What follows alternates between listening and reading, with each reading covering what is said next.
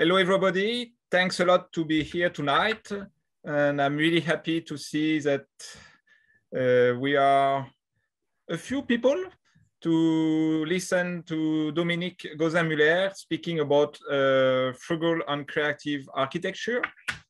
I'm really happy that Dominique accepted it to come and give a talk to all of us, because as I was telling to her, it's years I am following her work since I am a student in architecture, and it was really inspiring to see all the books she has written and published. And now I was really happy to meet with her just before you came into this conference room. And I'm also really happy that you will get the chance to listen to her speaking about the topic she knows the best, ecological building, natural building, frugal architecture. So Dominique, please, we are listening to you. Thanks a lot again to be here. Hi, everybody, and merhaba. As I told before, I was a long time ago with my husband in your wonderful country, and Turkey çok güzel. You see, I still remember how to say that Turkey a wonderful land is, a wonderful country. Today I want to speak with you about frugal and creative architecture. What does it mean? There was this sentence for the very well-known physician Albert Einstein: "It's not possible to solve problems with a way of thinking that created them." And when I discovered that about 20 or 25 years ago, it was really very important for me. Then I understand that we have to do something else, and I try not only to work on new materials and to work on reducing energy consumption, but I also try to find new processes to design architecture. And I'm working on this topic since about 40 years now. And in January 2018, we decided with my friends Philippe Madec, architect and planner, city planner, and Alain Bornarel, who is engineer and city planner, to write a manifesto for a happy frugality in architecture and planning of urban and rural territories. And I think that you studied with Philippe, so you know him. Yes. quite well. Exactly. And so we wrote this manifesto, and one thing which is very important, perhaps the most important sentences in this manifesto that you can write, because it is translated in many languages, is that ecological transition and the fight against climate change, which is more and more present in France and also in your country, so this climate change contributes to the prudent, or should contribute to the prudent use of non-renewable resources and to the preservation of biological and cultural diversity for the creation of a better planet to live. So this is really our aim. We want a better planet for people to live in. The maintenance of the town planning and architectural solution and techniques of yesterday and even of today, as well as current modes of living, working, eating, and traveling, is not compatible with the task that befalls our generations, which is to contain and then eradicate global disturbance and malfunction.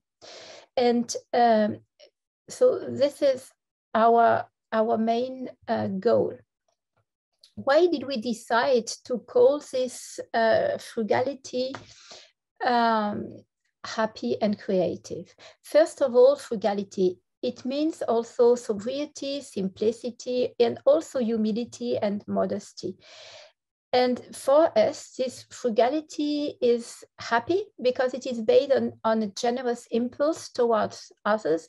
And it's also creative because it forces us to take other paths or to go on a side or to try things, to go over our comfort zone and just to try new things and not to stay in the normality which created climate change. And our idea is also that if we consume less resources in Europe, the populations of the South and future generation will have more. So in fact, what we defend is peace and social justice. And my friend Philippe wrote a few weeks ago, or published a few weeks ago, a book about peace. And I think this is also what we defend and what we would like in this quite difficult world. Other ways to say it is less is enough, or do better with less. When we wrote our manifesto between Christmas and Eve 2017, so Christmas 2017 and Eve 2018, in these holidays weeks, we never had dared to think that nowadays we would have more than 13,000 signatories. And amongst them, most of the people are young, and most of them are also women. And we also remark that because we organized 2 meetings in 2019 with about 250 to 300 people. So here you see the second meeting we organized in Brittany. And yes, there were also a lot of young people and a lot of women. And naturally, we could not make meetings in 2020 and neither in 2021. So we decided to make a cycle of conferences, which also had a very big success. Here you can see a few of them, of those 12 conferences. And if you can speak French, you can listen to them, and they are really wonderful conferences. Another thing that we wouldn't have dared to imagine is that our manifesto created the objective, the aim for many people to create local groups. And there are local groups in many regions in France, and also a local group in Morocco. I teach in Marrakesh. There's also one in Taiwan, in Vietnam, in Belgium, in Austria, and I hope that there will be soon a local group in your country. As I told you, we began with 3 people, not so young as you can see. But we decided quite soon to extend our coordination group to more people. And it was always important for me and for us that we have half women and half men, and also that we have people from all generations. And as you see on the pictures, the youngest is Raphaël. Raphaël is 26 years old, and the oldest is Alain, who is 76 years. So there are half a century, 50 years between the youngest and the oldest in the group. And this is something which is very important for me. Now to the content of our manifesto. You have probably already heard about the Earth Overshoot Day. It is the day where we have gone over the capacity, the biocapacity of the Earth. In 2021, it was the 29th of July. What you have to imagine is that to cover the current demand for resources, we would need 1.6 Earth, because mankind consumes 60% more nature than it can regenerate. And this is really a very big problem. It is becoming more and more a problem, and that will be a tremendous problem in the next years and centuries. And the building sector, I mean, the sector where we work, is responsible for about 40% of the waste production, and sometimes it goes to 70–80% in big cities. It creates about 40% of the CO2 emissions if you do not only consider the consumption for heating and cooling, but also the consumption to fabricate, to produce the materials. And it consumes nearly half of the natural resources, energy and the other resources. So you see, our responsibility is tremendous. So today I want to show you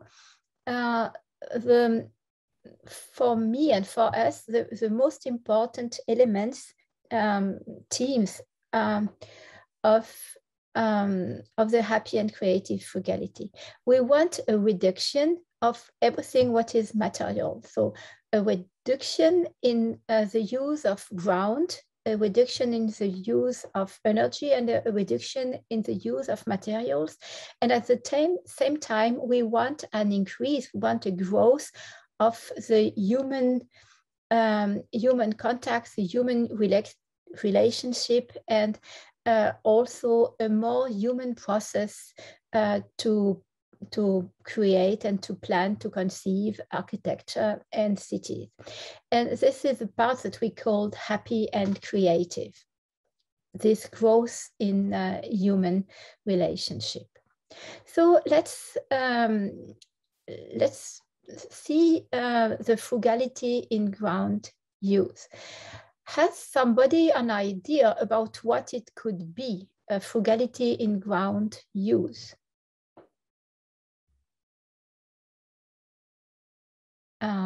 You can perhaps say it, or perhaps you can also write it, and then Mathieu will explain me what is written. Or you can use the chat if you want. You can speak. You can open your microphone if you want to give examples.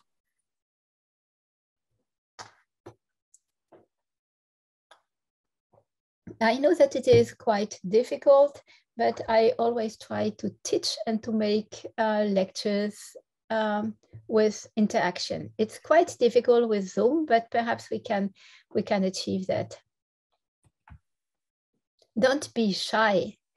I always say that there's no possibility to make a mistake, or everybody make mistakes. I also do mistakes myself, but I think that to make you active, to make you think about it, is perhaps the best way for you to remember something of this lecture. So nobody. Oh, thank you, Esenas. Yeah, be mindful about the land that is used to build, maybe, or how we use the land. Exactly, you will see it's exactly that. So perhaps I can go on, and for the next time you will think about other ideas. But it's really that. So in our manifesto, you will be able to read that a frugal building uses land and local resources thoughtfully. So you see it's nearly the same words than the one you used. It respects air, soil, water, biodiversity, etc. And it is also generous towards its territory and attentive to its inhabitants. So during the modernism, most of the architects made kind of tabula rasa of the vernacular architecture of the past. They said it wasn't good, and they destroyed it and built everything new with this international architecture, which was really lacking the context. And then beginning in the 70s, there were architects beginning to think that we should take care of the context, and now what we are saying at the Movement for the Happy and Creative Frugality is that when we build a building, it should bring something to its territory. It can be that it uses local materials that help to create a plant or to create at least a sector where people can work by using wood or using earth or using stone. And I told you before that we made 2 meetings in 2019, and each time there was a question which came out of this meeting, and it was, should we still build? Which is a quite complicated question for architects, but I think that a paradigm shift is nowadays absolutely necessary. It's obligatory, and it begins with this question: should we still build? But there still will be work for architects, because before building new, we can valorize, enhance the already there. And the alternatives are very numerous, both at the building scale and at the urban scale. So one of the examples is restructuring of urban wastelands. So it can be military wasteland, industrial wasteland, railway wasteland, harbor wasteland. Then there is also the revitalization of town centers, so big town centers and also small town centers. And also in rural areas, in villages, there is a possibility to transform farms, for instance, into bakeries or libraries or small town halls. And I will show you now examples of all these alternatives. I will begin with a very famous example of remaking the city on the city. It's already quite old, about 20, 25 years old, even more. And it was the restructuring of the London docks. And it was used to requalify the existing buildings of the docks, so industrial buildings, with new functions. And the new functions were housing, offices, restaurants, and shops. And this was also the way that the English people found to give back the river, the Thames, to the population of London and also to the tourists.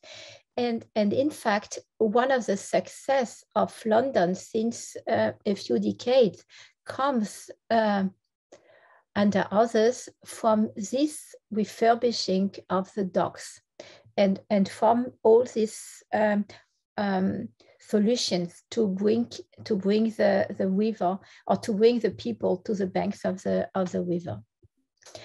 Another example, also near the sea, but near the water, but in this case it is not a river, it is a sea.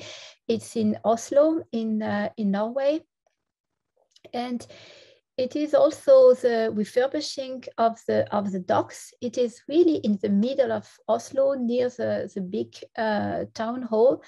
Here you see it. And so the docks were transformed, like in London, in housing, in services, in museums. There is this, I don't know if you see it, but it's this big museum from Renzo Piano, and offices and also shops. And I take you now with me inside. I have to say that nearly all the pictures that I will show you today are pictures that I have done myself during my journeys.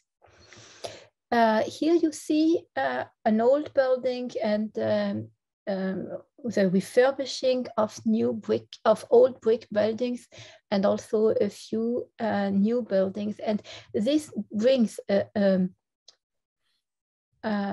atmosphere which is really very, very pleasant in this district in the middle of Oslo. And they have also built in this district a few new housing buildings. But I was very astonished to see that the water in a capital is so clear that the people can swim there.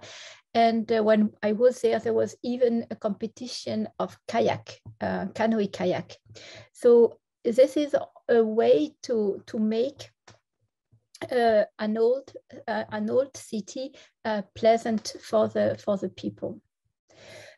Concerning the refurbishing or concerning a new life for military wastelands, you perhaps know the German example, the one in Freiburg, in Brisgau, and also this one in Tübingen.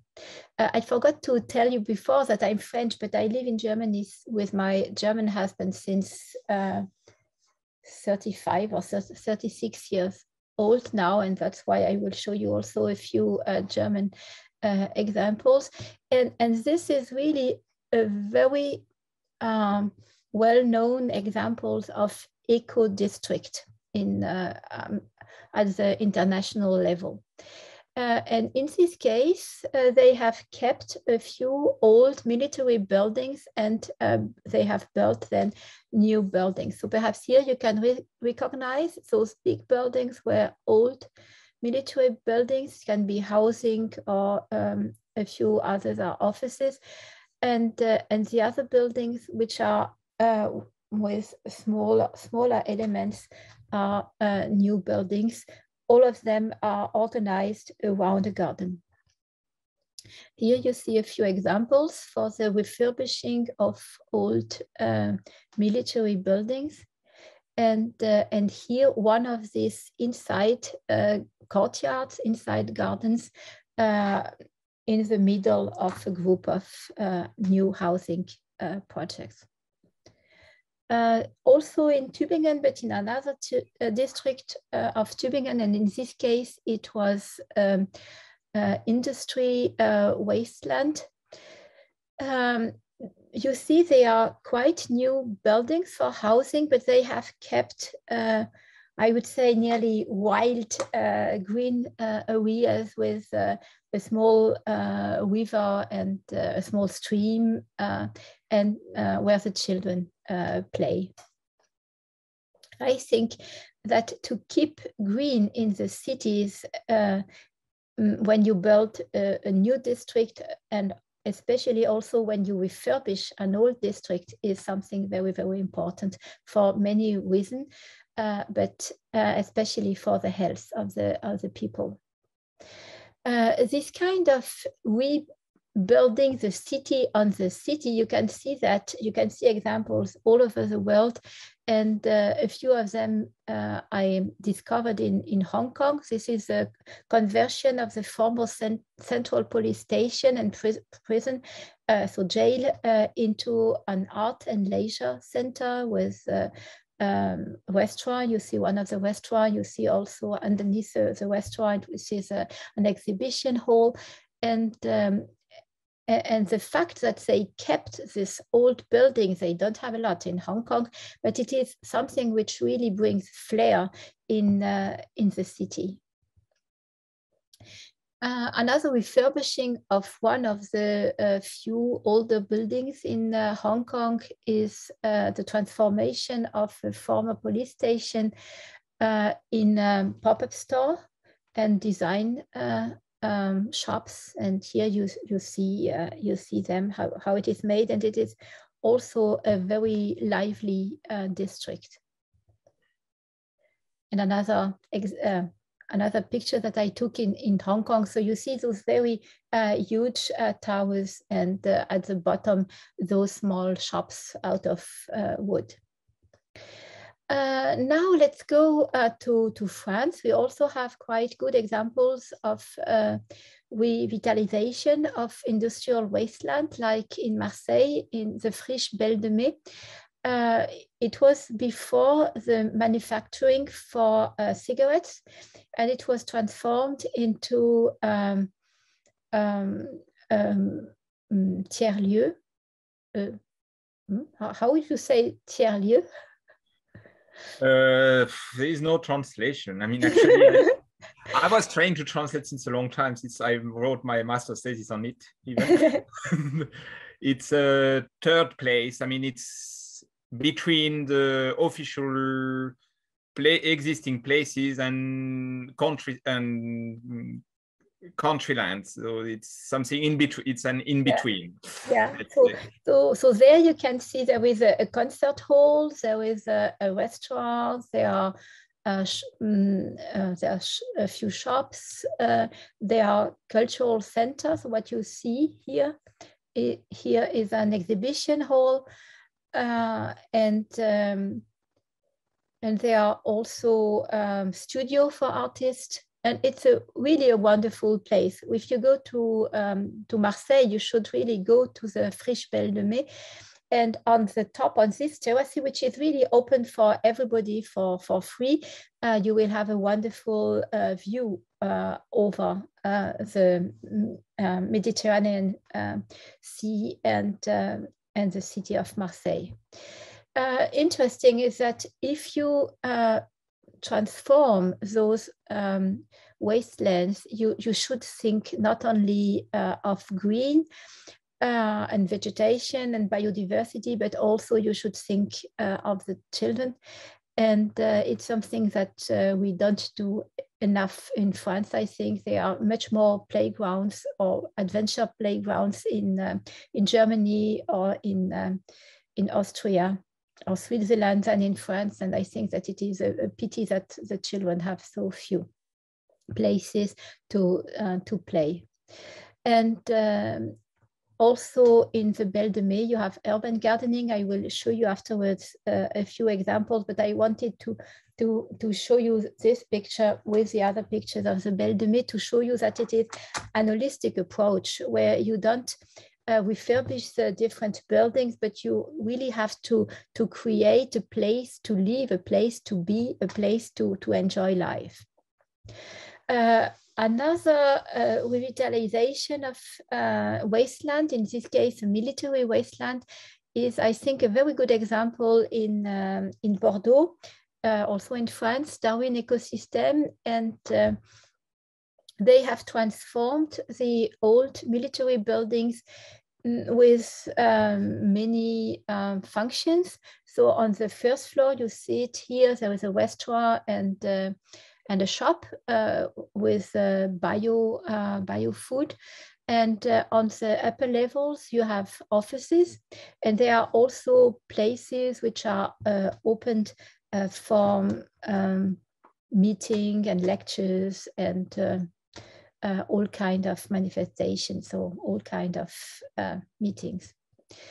And here you see a picture of the offices. In those offices, most of the people who work there are working on in the green sector, in the creative sector as artists and architects. And the aim is to reuse, to repair, to reduce the waste, to recycle, to renovate, to relocate. And I think this is the beginning of our frugality, to give a second life, both to the furnitures or to make upcycling with things like here, just to before we produce something new, try to reuse and upcycle other things. There are not so many railway wasteland which were refurbished. In France, we have a few, but I like this building very much. It's near the Gare du Nord, and it was refurbished by my friend Françoise-Hélène Jourda, who unfortunately passed away a few years ago. But I think it is a very good example. It was a big hole to repair the trains, and she made out of it multifunctional building. Where there was a library, there are meeting rooms. There was also a youth hostel. So if you come to Paris, you can also stay there. And she made also a very nice garden there. Back to Bordeaux with this special project, really in the middle of the old Bordeaux, where most of the buildings are very old and really need refurbishment. And in this case, there were just very small plots. And the first step was to purchase several plots of land, one near the other, and to have then enough to make a real interesting project on the street, 4 levels high, and then lower and lower.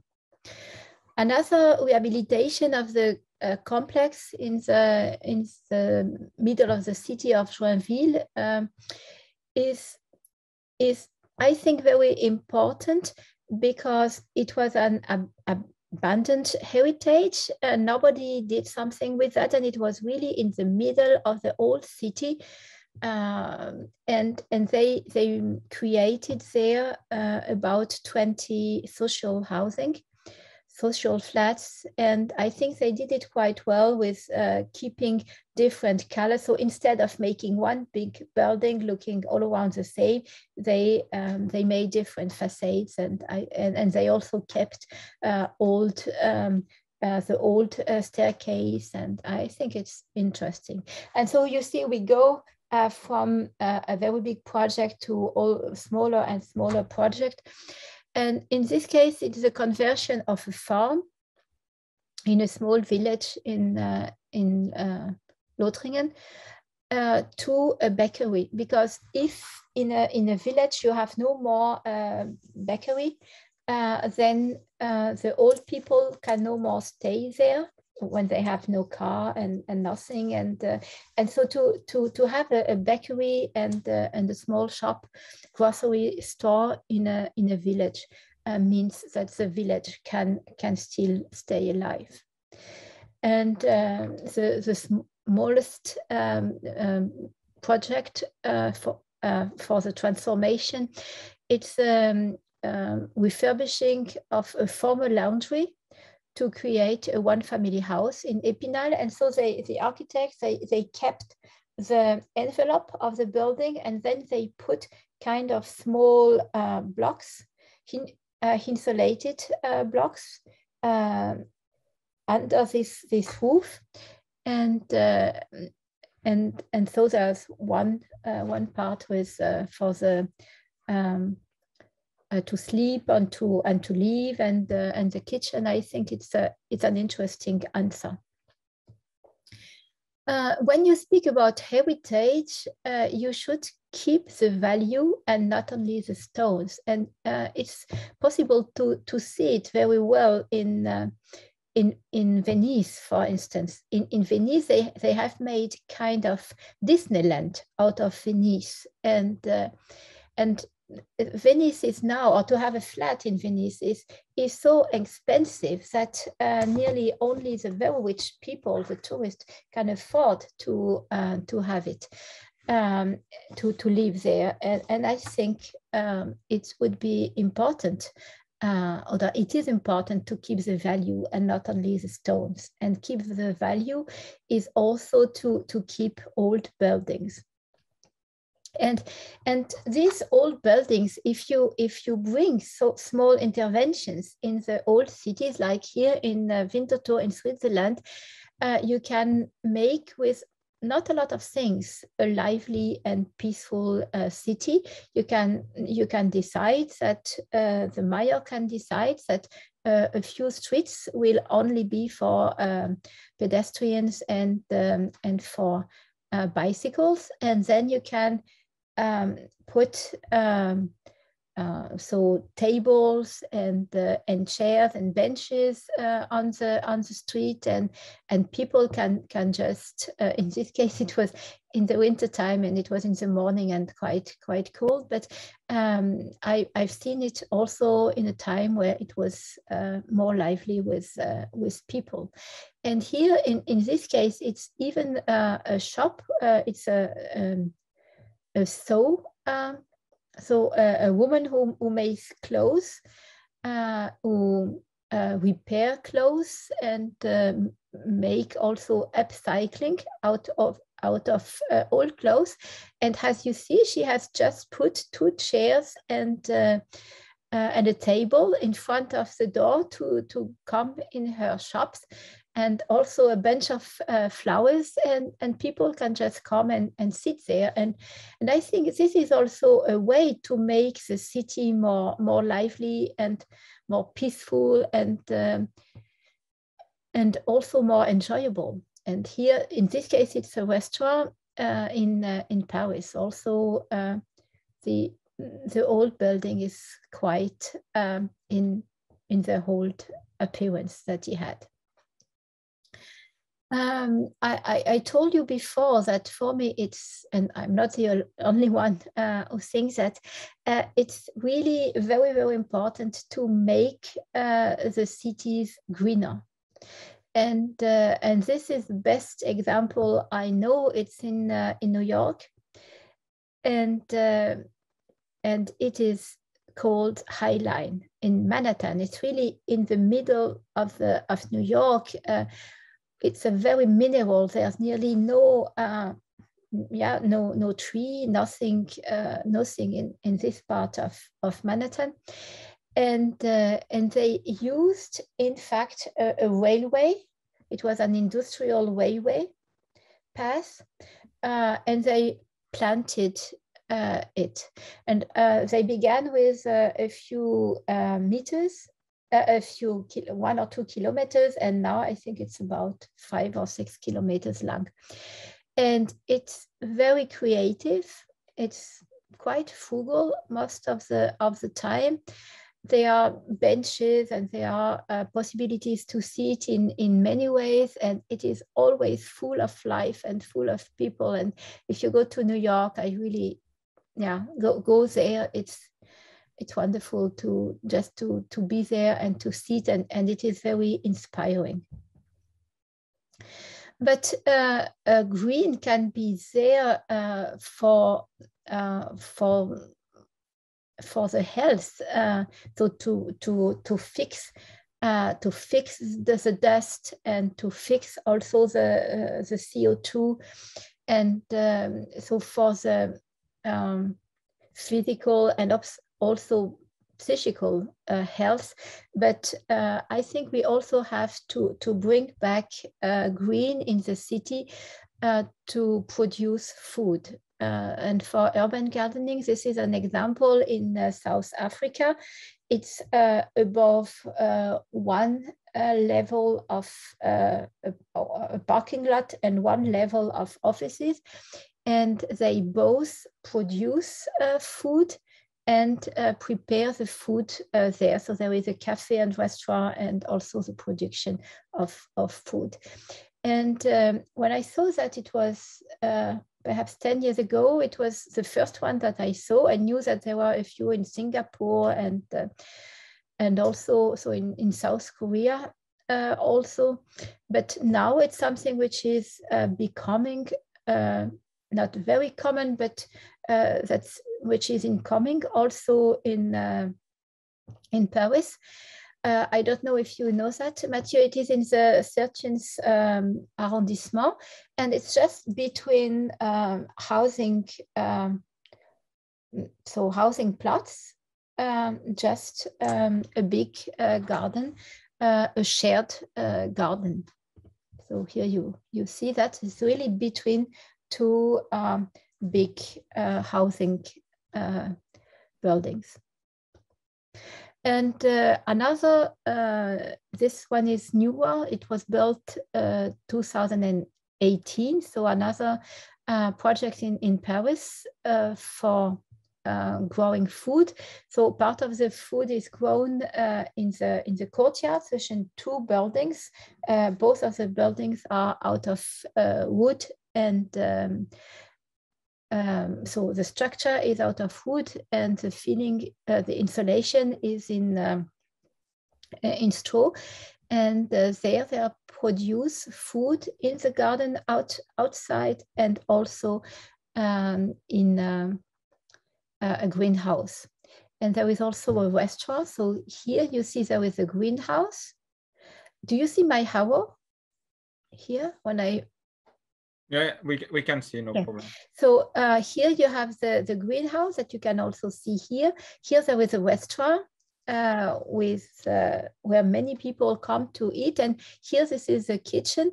And downstairs there is a mushrooms farm.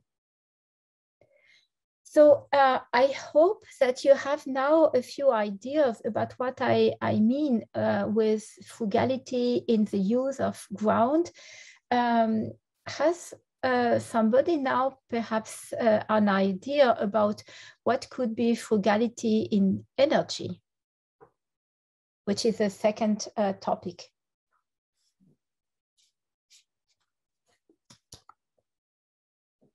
Don't be shy.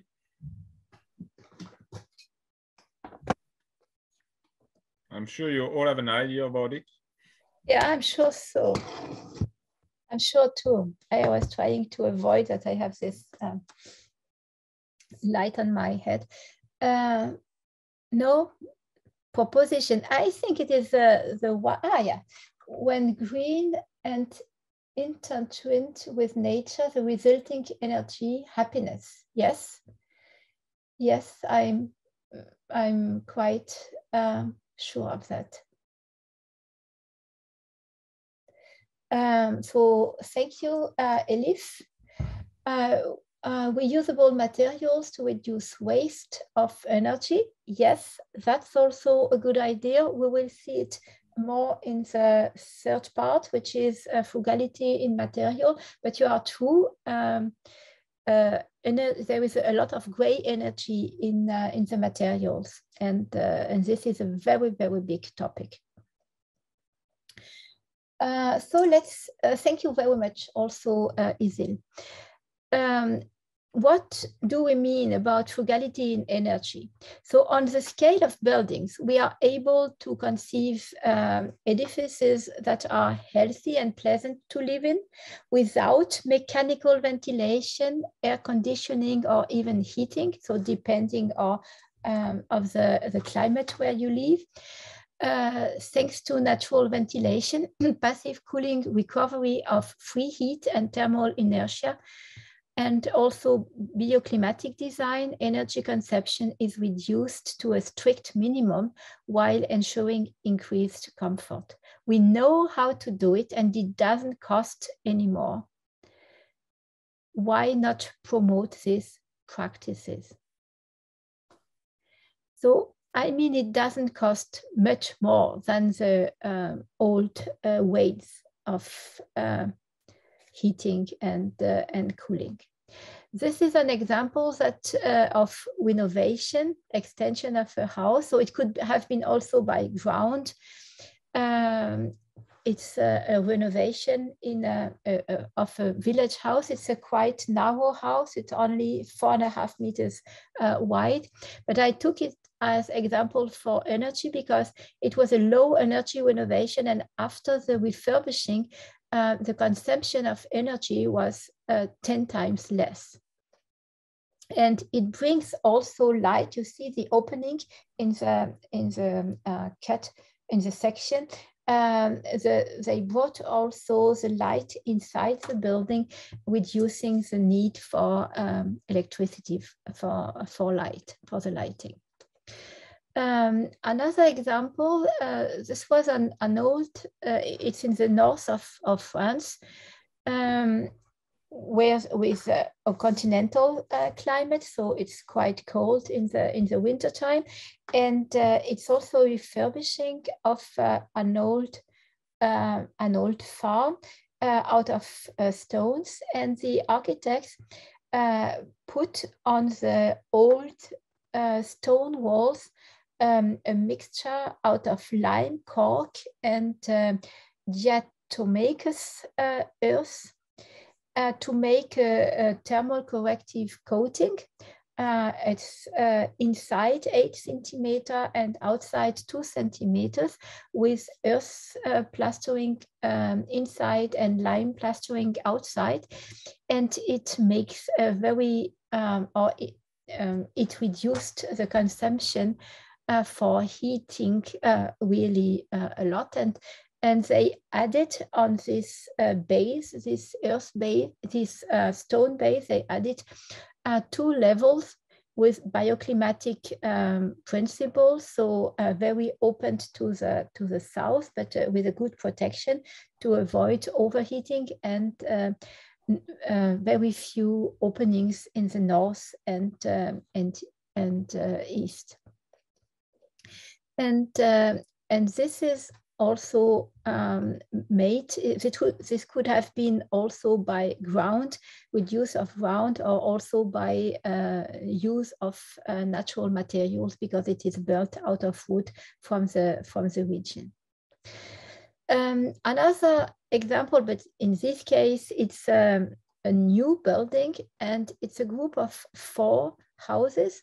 And most of the time in the villages in France, the people want 1-family houses, and so there is an urban sprawl, which is really not very good, especially if we want to use the land to grow vegetables and fruit. And I think that this proposition is really very good. It is also built out of wood, local wood, and local straw for the insulation.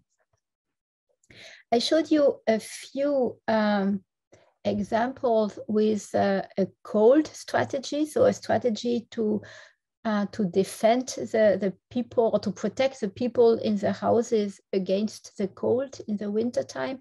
Now I show you a few examples to where we protect the people, or which protects the people from the overheating in the summertime. And this is an example designed by my friends Alain and Philippe, with which I wrote this manifesto for a happy and creative frugality. And I think this is really a very good example for this happy and creative frugality. In the cold climate, continental climate, and I know that also in your country there are regions with a cold climate in the winter time.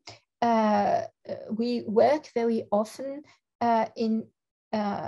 with the compacity, so to avoid the exchange in the walls between inside and outside, and we protect with a lot of a thick insulation. But in south of France and around the Mediterranean Sea, we need narrow buildings to help or to enhance the cross ventilation. And that's why for this wine tourism center, Alain and Philippe didn't design only one big building, which wouldn't have been good also with the other buildings which are around that you can see here. So nearly each of the buildings has the scale the buildings around, and each building answers a function. And because not all the functions need the same indoor climate, it's also a good way to promote this reducing of energy use. Here, this is the entrance of the building. And here's the place where the people taste the wine. You see it is covered with photovoltaic, which produces electricity. So it is a zero energy house. So a house which needs less energy that it produces. And so here there are offices, there are people staying there the whole time, sitting there, working there. So it has to be, the climate has to be regulated the whole year. This is the museum. And in fact, they decided that the people working in the museum, if it is in the winter time, they can keep their coat on, and so there's only a small oven, wood oven, for the days where it is really too cold. And this is the same for this building, which is a conference building where the people are not all the time.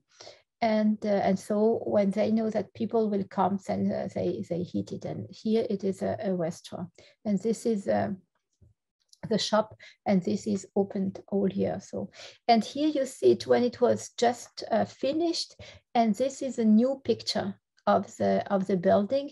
And as you can see, the plants have grown, and the wood has taken also this gray color that it takes when it gets a little bit older, and it's really a wonderful place. And for the materials, so it's local stone. A few stone come from Carrie, which is 8 kilometers far away, and others are coming from another Carrie, which is about 40 or 50 kilometers far away. And the wood comes from the nearest forest, which is about 150 kilometers. And what you see, the chimneys that you see, are for the natural, to help to enhance the natural ventilation.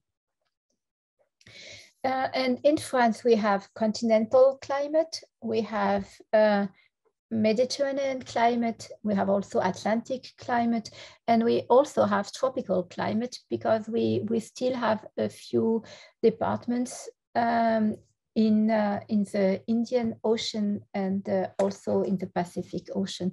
And this is a good example. Alain worked also on that. He is a big specialist in France for natural ventilation, and he could achieve natural ventilation under tropical climate. And as Isil said or wrote before on the chat, there is energy, or we need energy for heating and cooling, but we also need energy for the construction. And this is the hidden part of the iceberg. Important is that if you consider the vernacular architecture, people were not expecting a very big climate comfort, and they were used to take a pullover or two when it was too cold. And so the gray energy, so the embodied energy for the materials, was perhaps that big, and the energy in the chimney for the heating was that big. And then when we made those very fancy buildings with concrete and with steel and with a lot of technical installation, then we could reduce the energy for heating and cooling, but we increased really a lot the energy, the embodied energy in the construction. And what we are trying to do with frugality movement is to reduce also this gray energy, this embodied energy. And how can we do that? How can we achieve this frugality in materials? Have you an idea how to reduce, how to make frugality in materials? I hope you have an idea, at least the one that I in my class, because it's what I'm speaking since the beginning of the semester.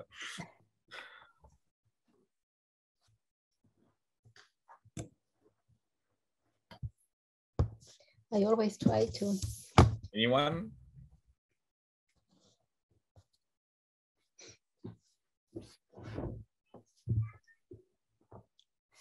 Did we lost everybody? Not so much. But we use the materials or use the materials that are cheap or easy to find. Yes. Using local materials. Yes. Yeah. In fact, these were the main answers that I was expecting. So thank you very much. Easily achievable materials from nature. Yes. And Isil, do you have examples for that, for these easily achievable materials from nature? I would think at least about 4 or 5, and I will show you examples with them.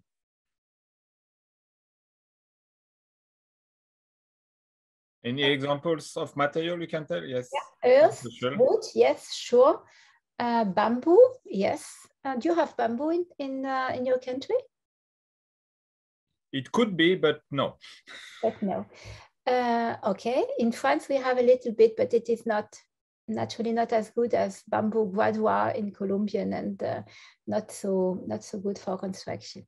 Thank you very much to all of you for your answers.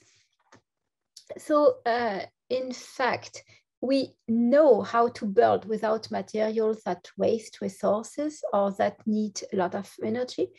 Bio-based insulation, marginal until recently in France, now account for almost 10% of the market and 10% more each year. And this is in the manifesto that we wrote in January 2018. And I will show you afterwards how many buildings we now have in France with a straw installation. Earth, our heritage is coming out of the purgatory into which the 20th century had plagued it. All these advances consolidate the development of the sector, the local sector, and of local know-how on the local scale. You probably know that sand and gravel are getting rare, especially in Morocco. They are already strands at the sea in Morocco, which do not exist anymore because they took out all the sand. And the production of cement and reinforced concrete consumes a large amount of energy, and it accounts for around 8% of CO2 emissions, and is thus partly responsible for climate change. You see 8% of CO2 because of concrete. It's about 3 times more than the planes. And fortunately, we have alternatives. And I don't say that concrete is a bad material. I said that concrete is a very good material, a very precious material, and that we should be able to use it many decades, especially for foundations and also for bridges and for big buildings. So everywhere where it is possible to use more natural material and local resources, we should do that. And you, Elif, no, it was, we use the material, who told me that?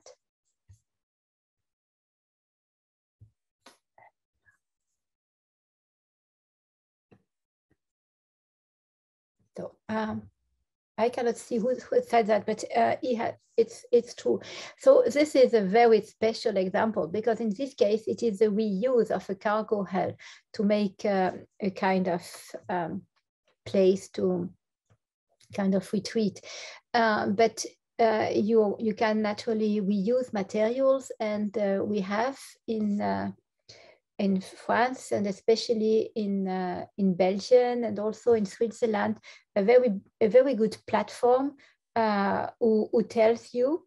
So it's a platform where when you deconstruct a building, you can write what you have, what you can sell, and at the same time, there are people who write what they need, and then they put the things together, what is available and what the people need, and it is getting bigger and bigger. And I think that it is a wonderful solution, and this kind of platform is developing now in many regions in France.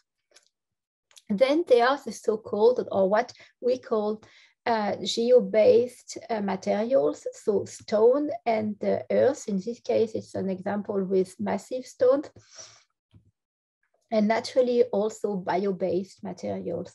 Bamboo, it's enough. What about it? Wood and easel. What about it? And straw and hemp and reed. Only one example for wood construction.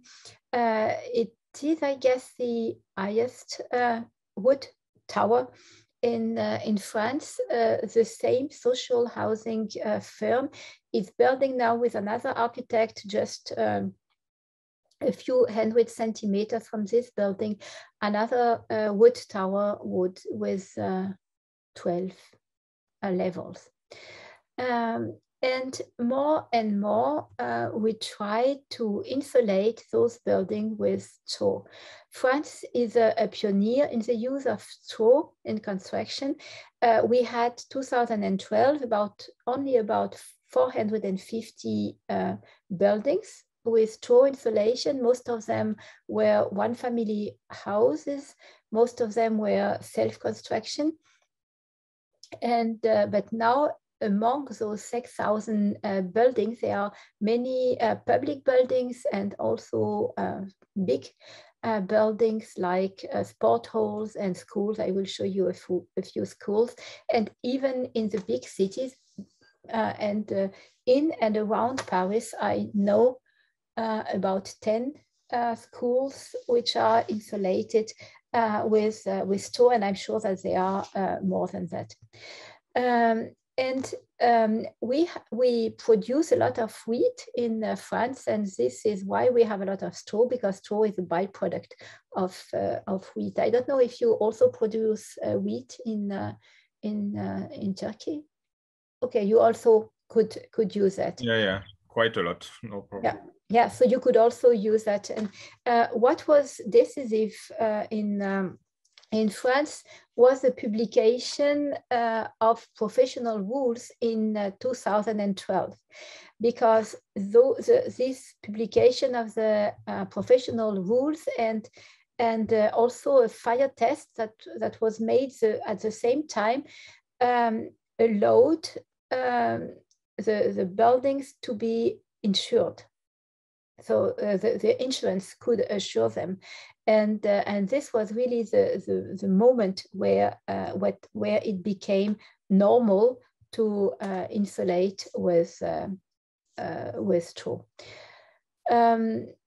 With 10%, only 10% of the straw which is produced in France, we could insulate 500,000 homes per year. So it's really not a problem to use the straw. And what is also very good is that in France, and what also explains the success of the straw sector, is the creation of or the it is the forces of this réseau français de la construction paille. So all the actors of straw construction created a network together, which is really very efficient.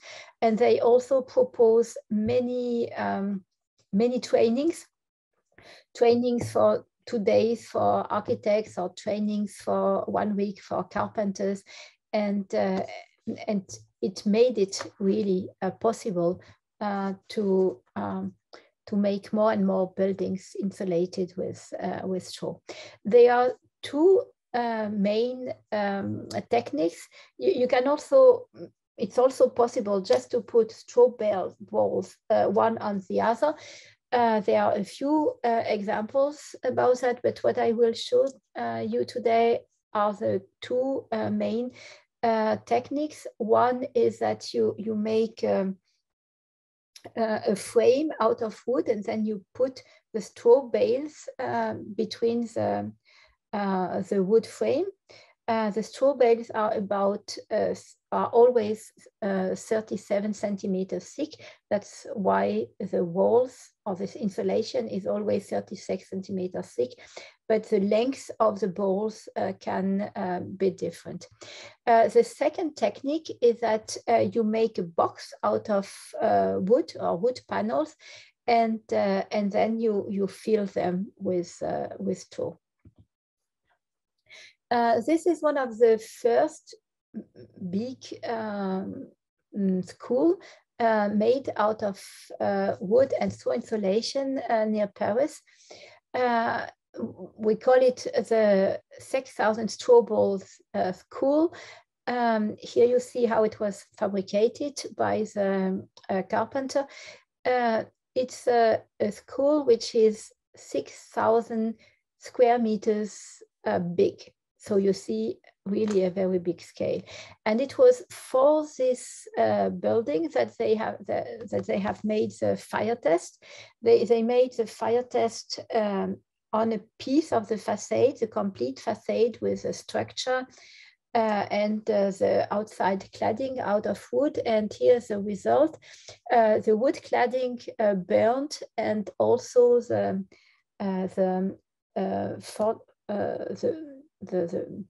part which was near the cladding, but you see that the straw itself didn't burn.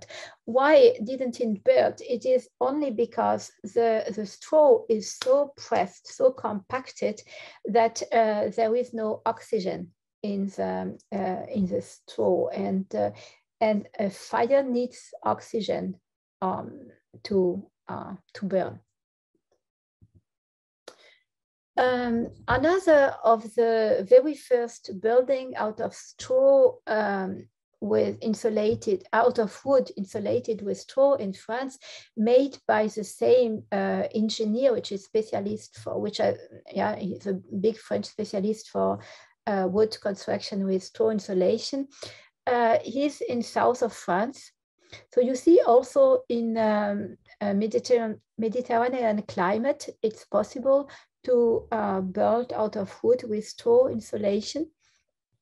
And I discussed with the mayor of the small city of Mazan, and he told me that the use of bio-based materials, so wood and straw, really reduces the carbon footprint, but during construction, both during construction and operation, so the use of the building, the price was the same as for a project with conventional materials. The building is also economical to operate because it is so well insulated. And in this case, it's also insulated against overheating in the summertime. Another example in this time in back to Paris, wood and straw insulation. It was built a few years later, and when you see that, you could imagine that it is in in a big park, but in fact, when you see the other picture, you see that it is really in the middle of a very dense city. So it is possible to build out of wood and straw in the middle of a dense city. This is perhaps the most amazing building. Built out of wood with straw insulation. It was also built 2013, and it is, I think it is still the highest building insulated with straw in Europe, and even in the world perhaps. It's 8 stories high, 7 stories high, and it is it's social housing. There are 2 buildings. The first one is only 3 levels high, and the one behind 7 levels. And the technical director of the social housing firma, Le Toit Vosgien, told me once, since 2010, all our homes meet the requirement of passive house standard and are insulated with straw. Straw is a co-product that is almost free in the fields, and it has value during the implementation process by valorizing local manual work. The step forward, and this is a very interesting sentence, the step forward was a decision to consider straw as a mainstream technique, a normal technique. And they also already decided that 2010, so 11 years ago.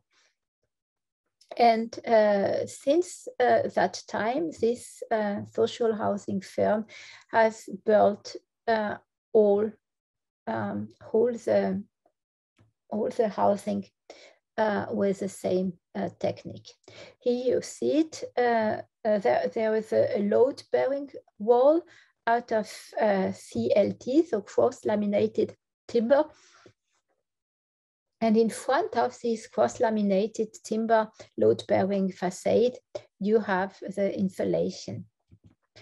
I don't know, did you already share with your students the comics that we have made? I use the one on Earth because it is in English. The one on fibers, not yet, because it's only in French. It's in French and in German. And German, yeah. So, it might help some of them, but mostly no. Okay. And with straw, you can even insulate factories. This is a factory that I visited 1 year ago.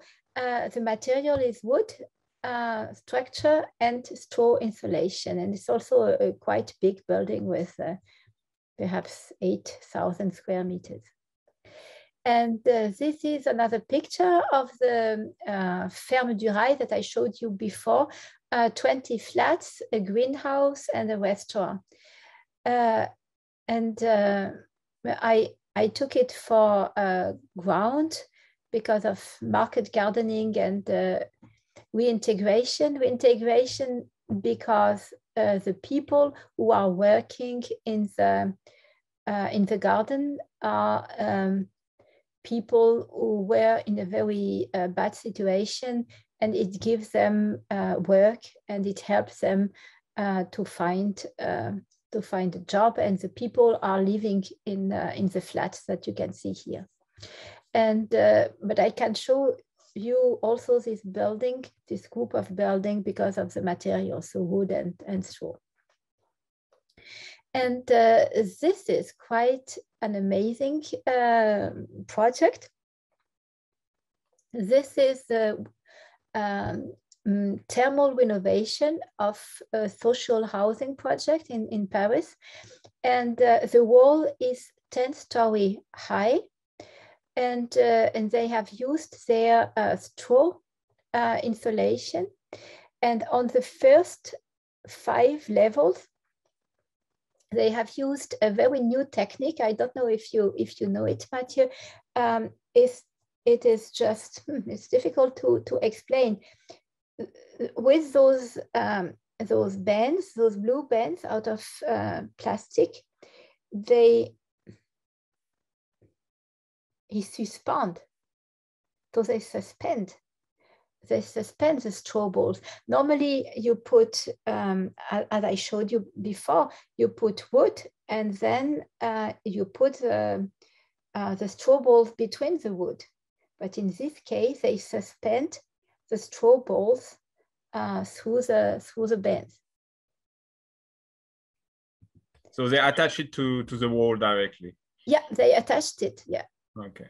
And the discussion that I had with an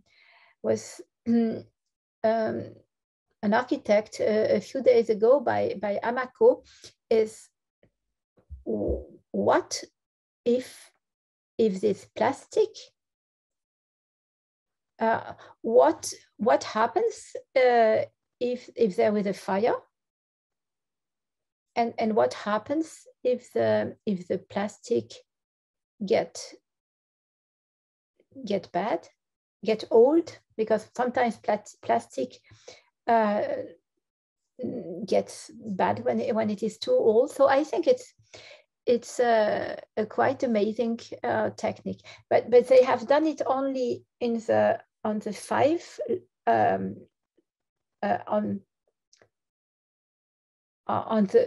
they have only done it on the first third of the building. So on the first 3.5 meters, the upper part of the building is made with a normal technique. But I think that it is good that a social firm accepts to make this kind of innovation. Then we will speak about hemp, and France is also a pioneer with hemp, also because we have the resource. We have a lot of, we are the country in Europe with the most hemp cultivation. So half of the area in Europe with many small producers. And we use hemp in two ways. One way is we use the fibers to make hemp fiber insulation, which looks like glass fibers insulation. And then the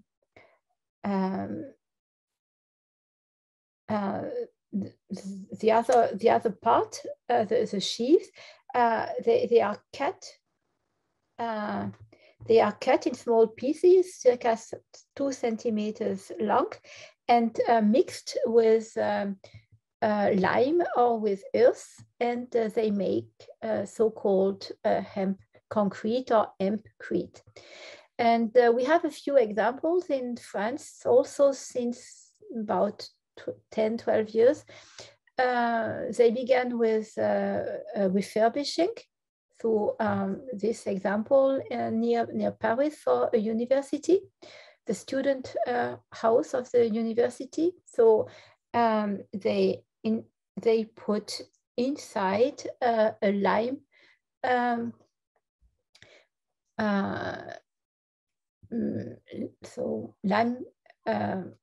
hemp. Lime plaster? Yeah, so lime hemp plastering, so 8 centimeters thick.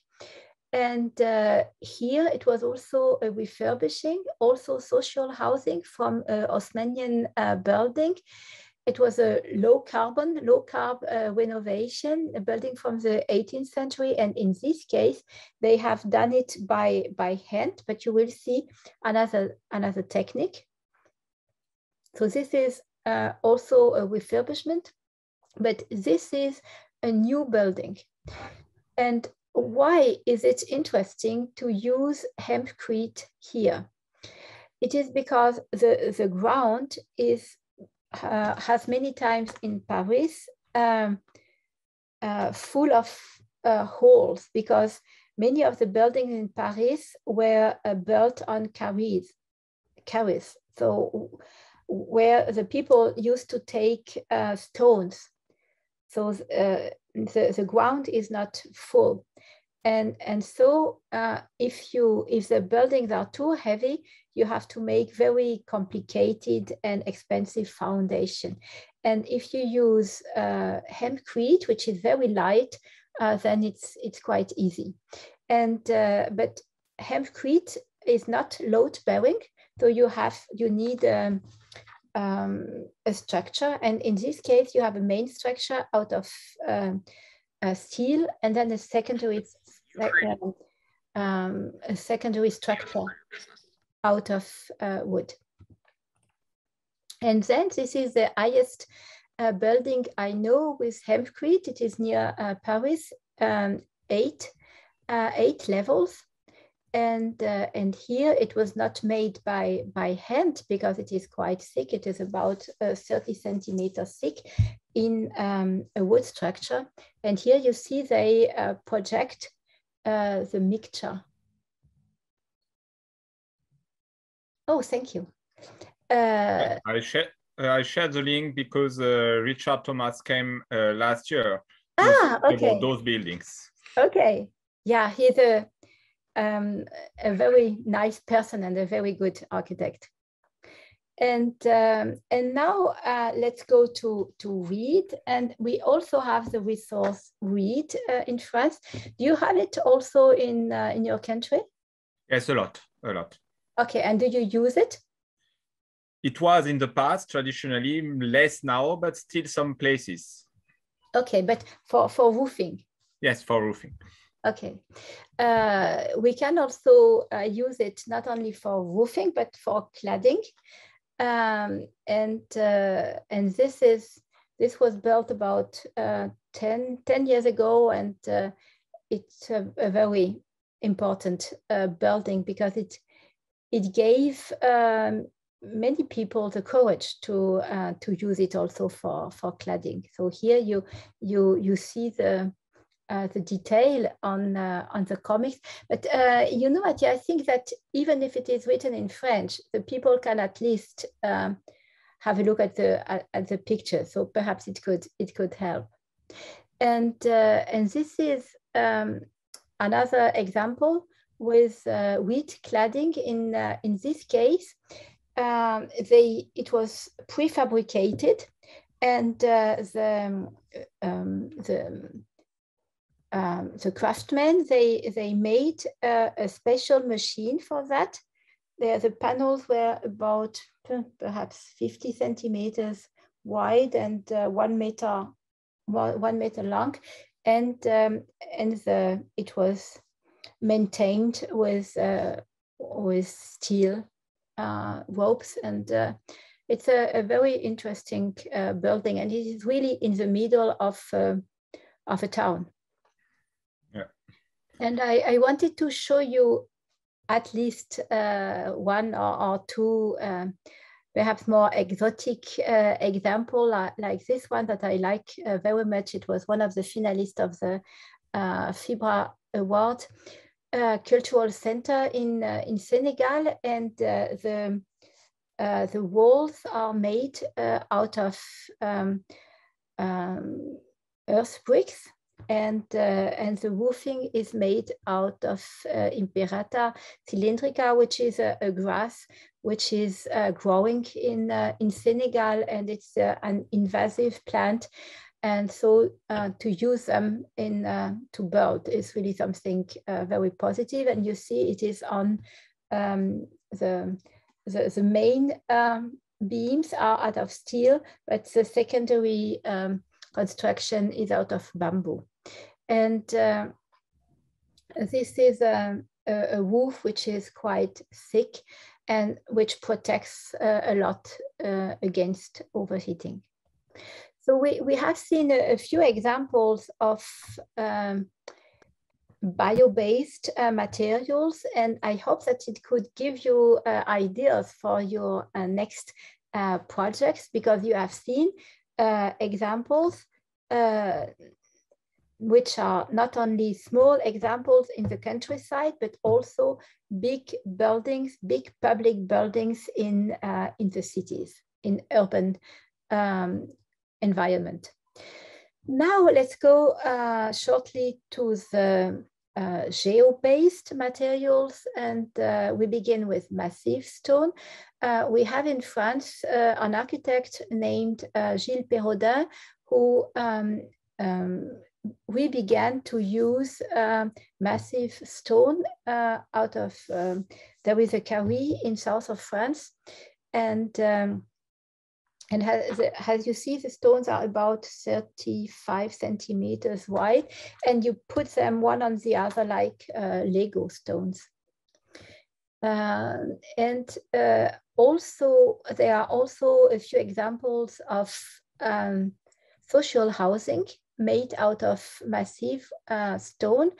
I know in Paris 4 or 5, and this is one of them. And I think it is. It has a very fine design, and I like this conservatory for music and dance very much. It's from a very good young French architect, Boris Boucher.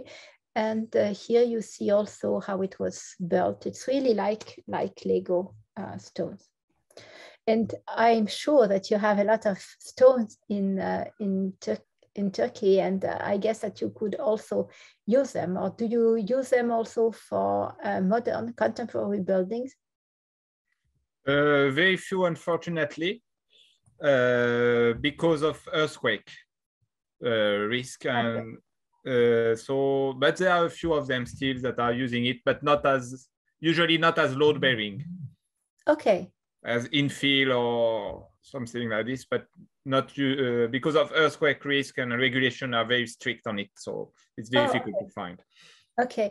Timur Ersen, we spoke about him before, who is a French Turk architect, told me that, because we are coming now to earth construction, and he told me that in your country, when they used in vernacular architecture to make warmed earth walls, they put against earthquake every 30, 40, 50 centimeters stones that earth can move.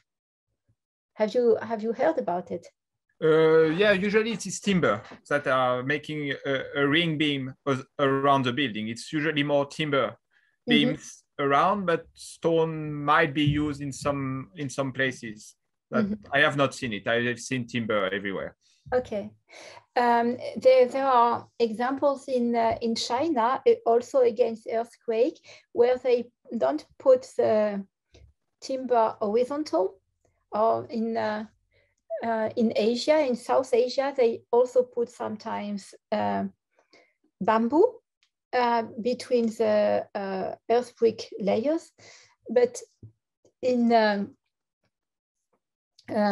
few big rammed earth buildings in China, they put vertical columns out of wood, or even out of concrete, just to fix the angles of the building. So let's go to the advantages of earth construction. I guess you already spoke about it. There is a big availability in large quantities in most regions, low cost of raw material, often taken from the site, energy efficiency, implementation, and no pollution, and unlimited reuse in case of the construction if it is not stabilized.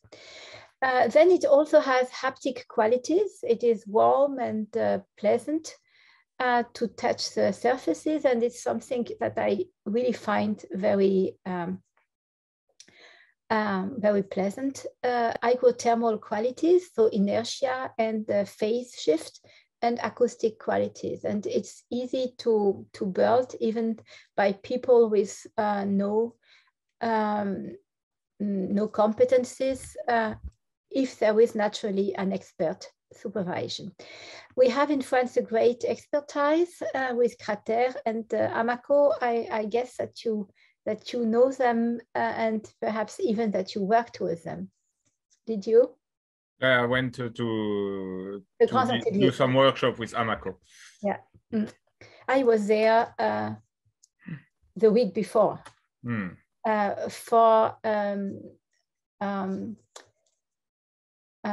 training about eco-innovation. And there I also tried to make the projection with hempcrete, and I can tell you it is quite heavy. If you do that the whole day, it's really, really heavy. So let's go to Rudrapur and to have a look at the new example of Anna Heringer. It's a wonderful building which kind of dances. On the first floor, it's a center for handicapped, so disabled people. And on the upper floor, it's a workshop for sewing, women who are making clothes, this kind of clothes that I am wearing today. So it was made by the women in Rudrapur, and it is a clothes design by Anna Heringer. So the technique is cob, so a mixture out of earth and straw, and the walls are made with bowls which are on a base out of fire bricks, and the structure, the carpenter work is out of bamboo. A Chinese example. This is I told you before that there was an example I saw with corners, with concrete in the corners, or concrete post in the corner. It is for this building that I had the luck to visit a few years ago. It's really a wonderful place by the Professor Mun Jun, who is one of the very good earth architecture specialists in China, professor at the Beijing University. And he decided to show really very clearly what is out of concrete and what is out of earth. They are architects who put cement in the mixture of earth, but in this, and I think it is not a very good solution, because if the earth is stabilized with concrete, you can no more reuse it. It can no more go back to the ground. So it is much better to do what Mun Jun has done, which is the base and also the beams that they need, in fact, against earthquake are out of concrete, and they show that it is out of concrete, but the rest is made only out of earth. Another example, it's a project that I like very much, also one of the winners of the Terra Fibra Award. We will give the trophies in a few days in Paris. It is like the Grand Atelier, so but in China. So it is a place where people, students and people from the villages can come to learn how to build with earth, mostly rammed earth, but also earth bricks. And in this case, they have also worked on bamboo structure, which is prefabricated on the ground, and which is a good solution for a very efficient roofing. Let's go now to Brazil and admire this wonderful children's village. It's very, very, very big. So, and it is made out of compressed, stabilized earth block. They were stabilized. It was obliged by the norm, by the Brazilian norm, and I think it's really a wonderful building. And this is perhaps the most famous rammed earth building in Europe, prefabricated rammed earth building. And it is prefabricated because it is so huge that it couldn't have been built between March and October, which is a time where you can build with earth in Europe, at least in Switzerland, because you cannot build with earth when the temperature goes under zero. And so it is for this building that Martin Rauch created a prefabrication line, and he made blocks which were 45 centimeters thick, 1.1 meter high, and 3 meters 60 long. And then they needed about 1/3 of the time for the prefabrication, then 1/3 of the time for the montage. So what you are seeing here, to put the blocks together. And with the mortar, so the between two blocks is also with the same mixture out of earth. But then they also needed the last third of the time to fill in the holes between the blocks, so, which is a very manual work. So they reduced a little bit the manual work by making this prefabrication line, but they still needed manual work. With the same principle, Martin Rauch also built this ornithological center also in Switzerland. And this is an interesting example in France. It's a museum. And in this case, they wanted to see the earth, so the round earth outside and inside. But a sequel out of round earth would have not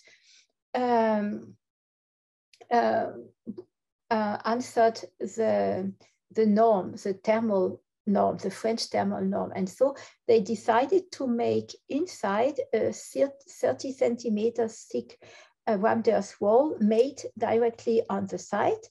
Then near the site, they prefabricated elements, and between both elements, then they put 20 centimeter cork. And this answers the French thermal norm.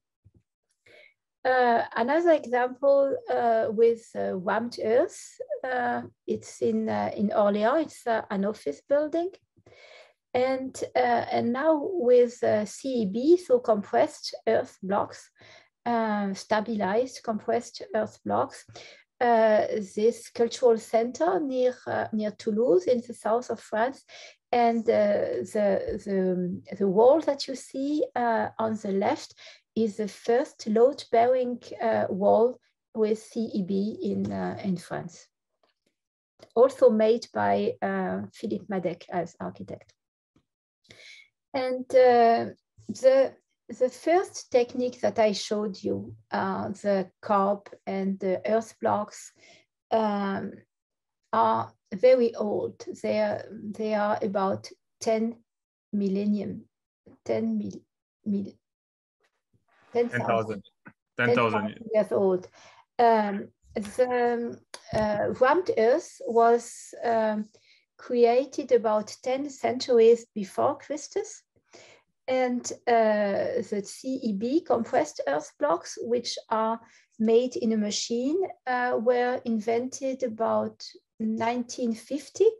And the newest technique is poured earth that you can see here. It's also made, it's like concrete, but they use less cement, only about 3% cement, and a lot of earth from the site, and also small stones and sand. And now there are more and more projects coming out in France out of earth, and it is among others because of this exhibition called Terre de Paris, who showed 4 years ago that it is possible to build with the earth coming from excavation, because nowadays there are a lot of buildings under construction in Paris and around Paris, and especially they are building a new tube, a new metro in Paris. And so there was the question, what shall we do with this excavated material? Because if you have to transport it outside Paris and make small mountains out of it, it is not very ecological. And so a group of institutions, also Amaco and Crater, organized this European project. And they created the so-called Cycleterre project. So in the region around Paris, there are 20 to 35 million tons excavated earth every year. And the first factory, which was opened a few days ago, will process each year about 8,000 tons of this excavated earth. So they will prepare it and make out of it a mortar, CEB, small rammed earth blocks, and plastering. And we all hope that there will be other of those fabrics around Paris and in whole France to use better on an industrial level excavated material. Another big project near Bordeaux, it's a new district in a small town, the small town of Biganos. And in this district, they are building, or they intend to build, more than 600 social flats out of earth. So here you see one example. And here you see also the local firm who is preparing them. If you want in Turkey, if you want to use the materials, the bio-based or geo-based materials that I just showed you, you first have to do what the local Frugality group in Lorraine made, is to have a look where you can get the resource, where there are carries for stones, where there are sawmills for the wood, where there are carriers for the earth, and then if you put all this information, if you give all this information to the public and also to the architects and the other professionals, it will be much easier to make the step to the use of those materials. So here you see the work of the local group in Lorraine, which is really a very important work, and we are now working to make this kind of mapping, resources mapping all over the country. Le Corbusier said once, architecture is the correct and magnificent play of volumes assembled under the light. I think it's true, but it is not enough. I think that wood, earth, stone, and the other natural materials have haptic qualities which encourage us to touch them and thus reconnect us to nature and to our deepest needs.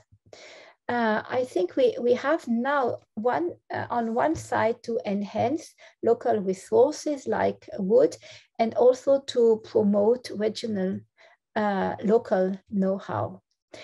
And I think we have to enhance manual work. I don't know what is the situation of manual work in your country, but in France, it is not considered enough. I say that since 40 years, because I'm convinced that the hand speaks as directly to the brain as the brain speaks to the hand, and that we have to reconnect our brain and our hands. And I think that it is very important for architecture students that I also touch the materials, and that I think that design and build projects, design and build at workshops are very, very important. Last but not least, frugality through process. The maintenance of the town planning and architectural solutions and techniques of yesterday, as well as current modes of living, working, eating, and traveling, is not compatible with the task that befalls our generation. Remember, I told you that at the beginning, but perhaps it is more conscious, or perhaps are you now a little bit more conscious of that? And there are many ways of making a better process in architecture and city planning, but this is one example designed by one of my former students. I'm very proud of him. He's a very, very good architect. And as material, it is a children care in a small village, or in a village in Les Vosges, so in the northeast of France. And he has used communal beech. And beech is not a wood that we use normally to build in France, but he has found a way with engineers to use them. And it was also one of the first public buildings with straw insulation. It was built at the same time as the one I showed you before. And interesting is also the short supply chain. So between the forest of the village and the sawmill, and then the carpenter, and then back to the construction site, there was about 100 kilometers. And I think it is important that we use those short supply chain. In this case, the supply chain was even shorter. It is a wonderful multi-purpose hall, which was also designed by another of my former students. I think you know him, Christophe Aubertin. I think he made also a lecture last year. Exactly. Mm-hmm. He's a wonderful person and a wonderful architect. And to have him as students the first year when I taught, 2004, in Nancy, was really a treat from life. Is really wonderful. And this building is both interesting as or shows both frugality for the ground because of its multifunctionality, also as materials, because the Douglas, it is made out of Douglas fir, which comes from not far away, and black pine, which comes from the city of Annecy, and also the process. And the project carpenter told me, Paul de Rambure, this low carbon project strengthens the local economy. The black pine cut from the forest of Annecy was transformed into siding boards at the nearby sawmill, so only 10 kilometers or even less, and the waste was processed in the nearby village. And Paul de Rambure himself lives also in Annecy. So in this case, I think the process was less than 20 kilometers. The process is also the participation of the users, like here, the involvement of the children in making small things in their school. And it is a school which is built out of wood and hemp lime or hemp creep. This is also an interesting, this will be the last example. It's also near Paris, and it's also an example for ground use because it is not a new building, but it is a transformation of a former market hall into a school. It is built out of wood with straw for the insulation of the wall, and the insulation is also of the roof is made out of recycled cotton. And you see also the chimneys for natural ventilation. And it is in the city of Rony-sous-Bois, which is really pioneer for this kind of frugality or frugal architecture. And they go so far that they also say that the children don't need to have 22 degrees in the room, that it can be less. And they gave wool to people, especially so older women from the city, and they asked them to knit pullovers to the children and also to the teachers. And they said with a big pullover you can also have only 19 degrees or 18 degrees in the rooms. So just to show you that frugality is really everywhere, and also in the way you wear yourself, also in the way you eat, because it is one of the cities with bio meals in the canteen, and I guess that they don't eat a lot of meat there too. And you, what can you do to participate to the paradigm shift? This is a picture I took at the Défi du Bois in Épinal. The Défi du Bois is a wonderful idea, a design and build project.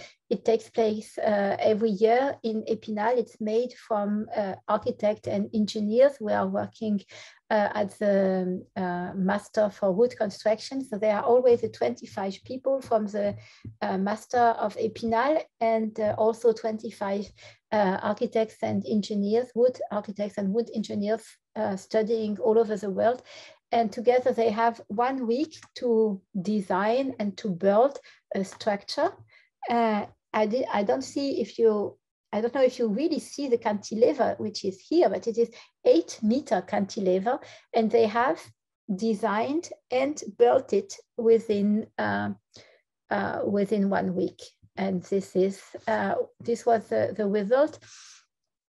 And I think that if you want to participate to this paradigm shift, the first thing is to dare to try new ways of working, of studying, of eating,